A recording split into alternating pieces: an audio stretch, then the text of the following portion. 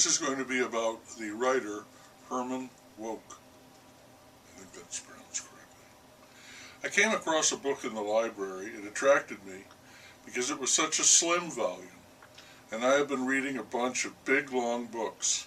And this was odd, it being so short, I mean, because it was written by a man who was famous for writing huge tomes, sagas, epics, and he is Herman Wouk.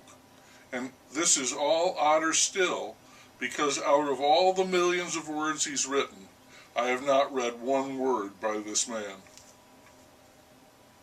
Now I have.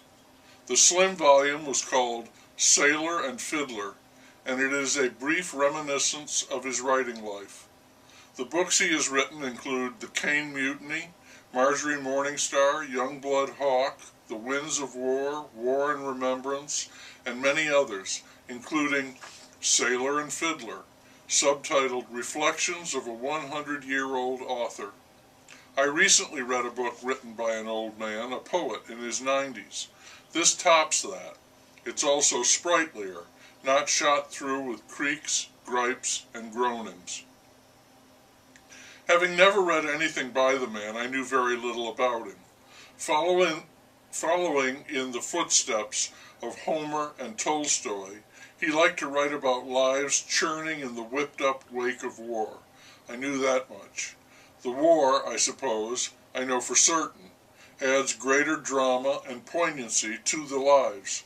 War intensifies all actions and reactions, chisels monuments to nobility, the ignoble as well, to bravery and otherwise. As for love, it does it the best it can in a time of war. It may flare up passionately, but mostly it hibernates, bides its time and waits for the end of war and the resumption in full flower of life and love. Wouk wrote about war, love, and Judaism. His reach into Judaism was extensive, from Moses to the Holocaust, to the State of Israel, to the religion itself, and the Jewish people who were transformed in a generation, from being victims for displacement and slaughter to aggressive warriors eager to defend their nation with military might and relentless resolve. As I said, I found the writing in the book to be surprisingly fresh and nimble, even though the author is looking back over 50, 60, 80 years, eternities. He may have been aided by the habit of his daily entries in his diary. He said it ran to over 100 volumes. Here are some samples from the book.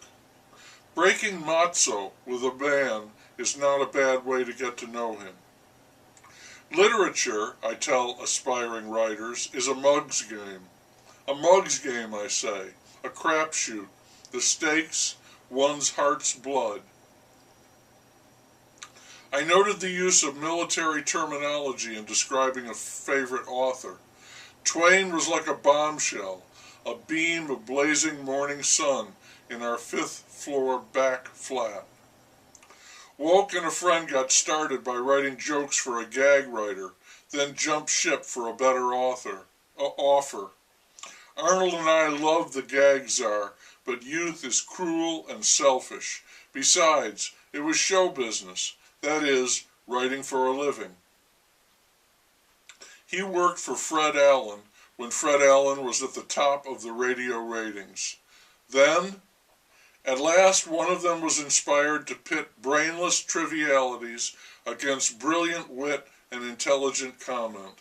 That spelled the end of Fred Allen.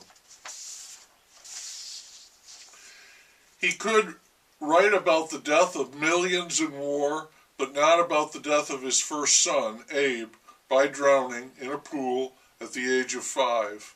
I have not written, nor will, about this catastrophe from which we never fully recovered.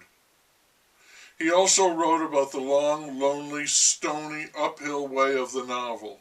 It was, and remains, a daunting alternative to the fleshpots of showbiz. Churchill wrote of war-making, "The terrible ifs accumulate. It is just as true of art." Of living in Washington, he wrote, "All at once I found myself co-opted to write brochures for Lyndon Johnson's inauguration. It was my first taste of the way eminent people in Washington use other people." He made a lot of money, and he and his wife traveled the world, living in the Caribbean and Israel, and once going on a kosher safari in South Africa. And then this, on getting published. In those days there was, in the book business, a dwindling breed of gentlemen publishers who relied on editors rather than marketers in buying and promoting new books.